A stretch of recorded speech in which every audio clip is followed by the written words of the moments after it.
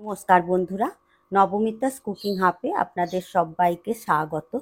বন্ধুরা, প্রতিদিনের মতো আজকেরও চলে এসেছি সম্পূর্ণ নতুন পটলেরই একটা রেসিপি নিয়ে। এই রেসিপিটা যদি আপনারা আমার মতো করে বানান তো এর স্বাদ মুখে লেগে থাকবে আর আঙুল চাটতে আপনারা বাধ্য হবেন।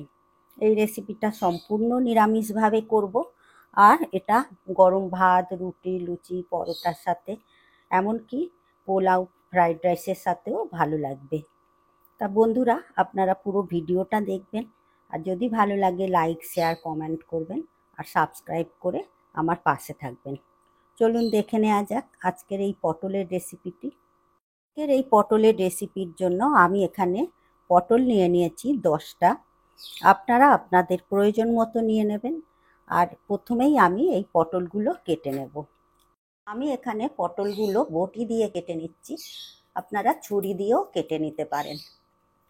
পটলের আমি খোসাগুলো পুরো কেটে বাদ দেব না, মাঝে মাঝে রেখে দেব। এইভাবে পটলগুলো আমি ছাড়িয়ে নেব। প্রথমে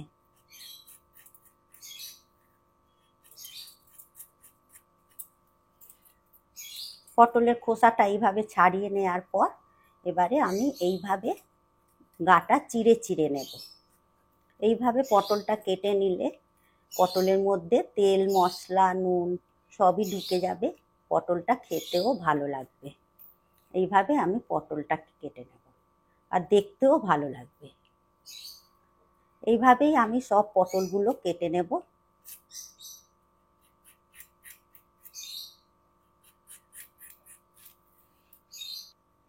সব পটলগুলো আমার কেটে নেওয়া হয়ে গেছে।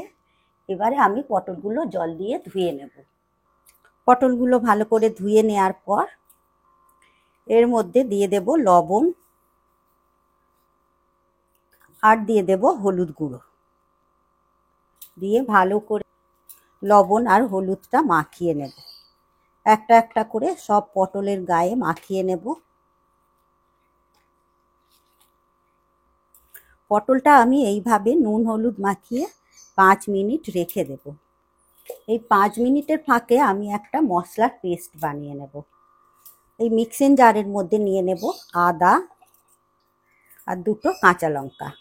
এই দুটো আমি পেস্ট করে নেব। আদা কাঁচা লঙ্কার পেস্টটা করে নেওয়ার পর আমি আরও একটা মশলার পেস্ট বানিয়ে নেব। একটা বাটির মধ্যে নিয়ে নেব হলুদ গুঁড়ো, কাশ্মীরি লাল লঙ্কার গুঁড়ো, ধনে গুঁড়ো, জিরে গুঁড়ো। এই গুঁড়ো মশলার মধ্যে আমি সামান্য একটু জল মিশিয়ে দেব।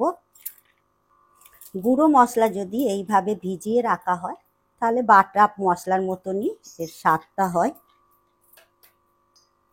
এটা এবারে রেখে দেব। এরপর পটলগুলো ভেজে নেওয়ার জন্য কড়াতে দিয়ে দেব সর্ষের তেল। তেলটাও বেশ এদিকে গরম হয়ে গেছে।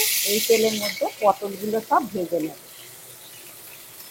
পটলগুলো বেশ ভালো করে লাল লাল করে ভেজে নিতে হবে। পটলগুলো ভেজে নেব, একদম গ্যাসের ফ্লেমটা মিডিয়ামে রেখে আমি পটলগুলো ভেজে নেব। আর এই ফাঁকেই আমি আর একটা পেস্ট বানিয়ে নেব। এদিকে আর একটা বাটি নিয়ে নিয়েছি, এর মধ্যে নিয়ে নেব হাফ কাপ পরিমাণে টক দই। কাপটা ধুয়েও একটু জল নিয়ে নেব। এই টক দইয়ের মধ্যে দিয়ে দেব লবণ, দেব চিনি, আর এই টক দইয়ের মধ্যে দিয়ে দেব গুঁড়ো দুধ। গুঁড়ো দুধটা দেব 3 চামচ। আর এই গুঁড়ো দুধটা দেওয়ার ফলে টক দইয়ের টেস্টটা আরও পাল্টে যায়, খুব সুন্দর হয়ে যায়। আর এর মধ্যে দিয়ে দেবো আমি জায়ফল নিয়ে নিয়েছি, জায়ফল কিছুটা পরিমাণে দিয়ে দেবো, খুবই সামান্য পরিমাণে, যাতে এই টক দইয়ের টেস্টটা দ্বিগুণ বেড়ে যাবে।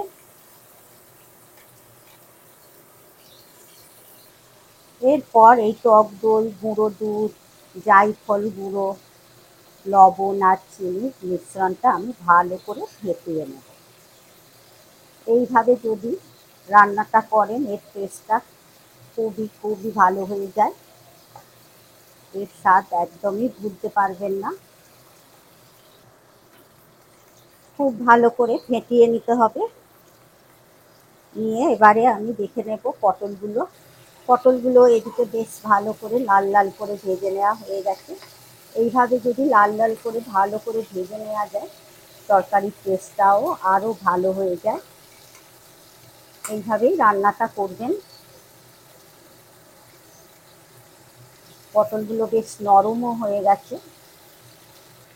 পটলগুলো এবারে তেল ঝারিয়ে তুলে নেব।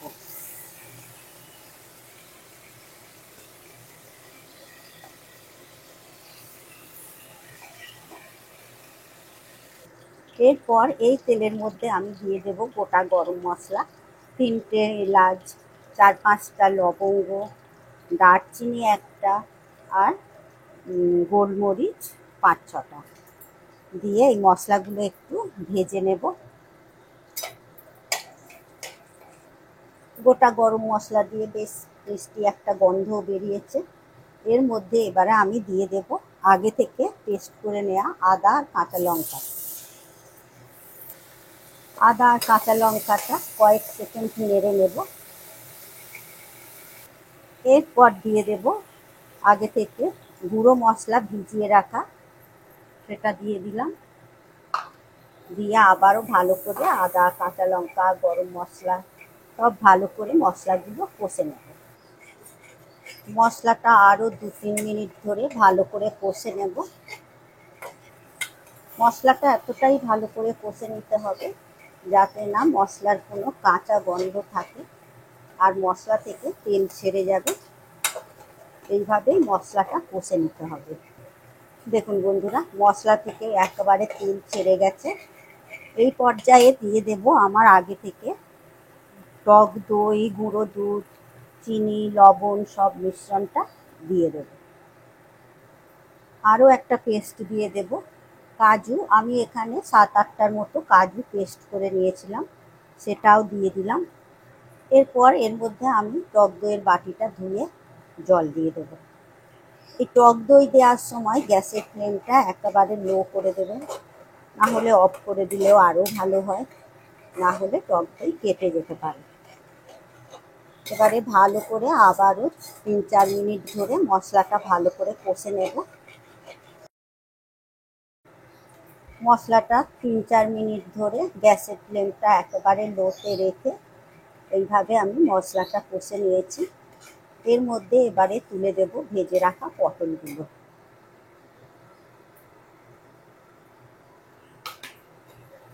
এই মশলার সাথে এই ভেজে রাখা পটলগুলো ভালো করে মিশিয়ে দিয়ে আরও 2 মিনিটের মতো কষে নেব। পটলগুলো এই মশলার সাথে আরও 2 মিনিটের মতো কষিয়ে নেওয়ার পর এর মধ্যে দিয়ে দেব গরম জল। গরম জল দিলে তরকারির টেস্টটা আরও ভালো হয়ে যাবে। ঠান্ডা জল একদমই দেবেন না। গরম জল দিয়ে ভালো করে গ্রেভির সাথে মিশিয়ে দেব। এই গ্রেভির সাথে আরও 2-3 মিনিট ধরে পটলটা আমি ফুটিয়ে নেব।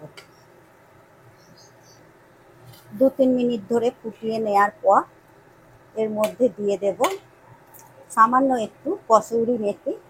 আমি হাতের সাথে এইভাবে একটু গুঁড়ো করে নেব। এই কসুরি মেথিটা দিলে এর টেস্টটা আরও ভালো হয়ে যাবে। আর দিয়ে দেব গরম মশলার গুঁড়ো। এই কসুরি মেথি আর গরম মশলার গুঁড়োটা ভালো করে গ্রেভির সাথে মিশিয়ে দেব। আমার আজকের রেসিপি দই পটল রেডি। এবারে আমি পরিবেশন করার জন্য একটা প্লেটের মধ্যে ঢেলে নেব। গ্যাসের ফ্লেমটা অফ করে দেব। আমার আজকের এই নিরামিষ দই পটলের রেসিপি আপনাদের কেমন লাগলো অবশ্যই কমেন্ট করবেন, আর লাইক শেয়ার করবেন, আর সাবস্ক্রাইব করার অনুরোধ রইল। আপনারা সুস্থ থাকবেন, ভালো থাকবেন। আবার আসছি অন্য কোনো রেসিপি নিয়ে। ধন্যবাদ।